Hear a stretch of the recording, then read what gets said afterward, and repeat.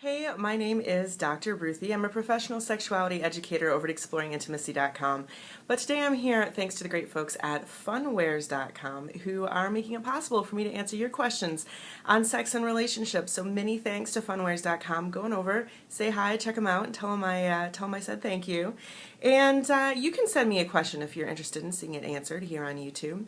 You can send it to me at AskDrRuthie at funwares.com, or you can tweet it to me at DrRuthie, DrRuthie.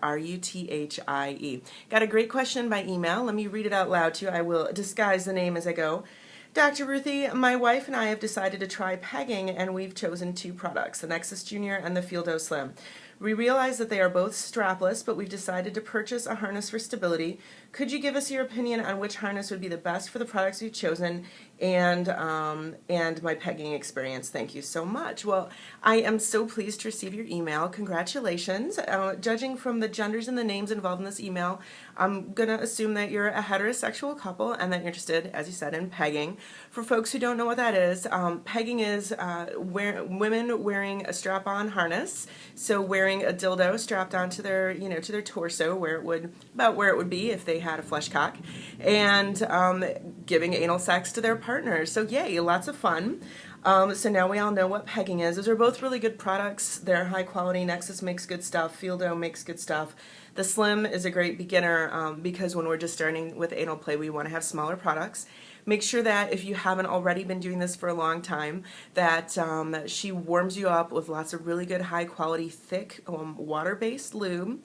We don't want to use the silicone base because we have some silicone toys going on here, and silicone lubricants and silicone toys will end in the sad death of your silicone toy. They fight for turf and it messes up the product. So we want to go with a good thick water base. I really like Maximus, but there's lots of other ones out there.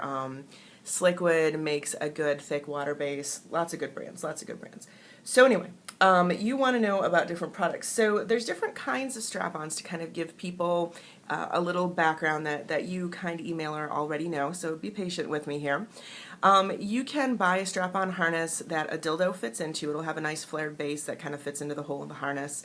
Or you can get a strap-on that is made for a female wearer to insert part of it into her vagina and then have the other, have the dildo part kind of stick out from her body like that, so she doesn't have to wear a harness. Now, most of the folks that I talk with about this, if they use the kind that they can just insert vaginally and go for the gold like that, tend to wear a harness with it at the same time.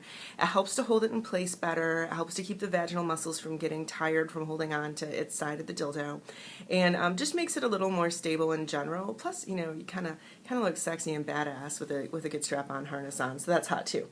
My suggestion for folks who are newer to strap-on play, and even folks who are kind of experienced with it, because this is a high quality product. When I say newer, I'm just talking about ease of use. I would never suggest a low quality product to someone as a beginner's toy. Sometimes people do say, oh, this toy's not so good, and beginners might not know any better, but that's not how I run my reviews. This is a high quality product here.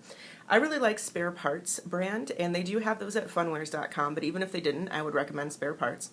And the reason I recommend them is a few. The size range is really wide. If you get the smaller size, which I believe is the A, there's A and B, it's still going to fit a really wide range of hips. Now, if you go up to the B, the larger size, it's going to fit anyone I've ever met, and I have met a whole lot of people, and a whole lot of people with really, really big butts and bellies. I have a really big butt and belly, and I wear the B on almost the very smallest setting. So take those measurements seriously when you see it. Don't go, oh, I'm a little chubby, or my wife's a little chubby, we better get the size up. A little chubby, no, you want the smaller size. B is for the big and proud folks among us. So the measurement, take a look at the sizes on the hips. Size A goes up to 50 inches. I just looked it up. Smallest is 20 inch. That's pretty tiny. And then 50 inch is pretty sizable, but the B goes up considerably larger than that. It's got some nice Velcro tabs on the side that make it easy to pull it up and then tighten the Velcro tabs. And when you're done, just loosen the Velcro tabs and drop them. So that's great too. The other thing I really like about Spare Parts is that they're made out of a really soft fabric and elastic that's machine washable. So if you like to play with lots of people, you can get several of these harnesses, drop them, put on a fresh one when you're ready for a new partner, and then run them all through the wash in between your play parties. So there you go. They're very easy to wear, easy to use, good directions.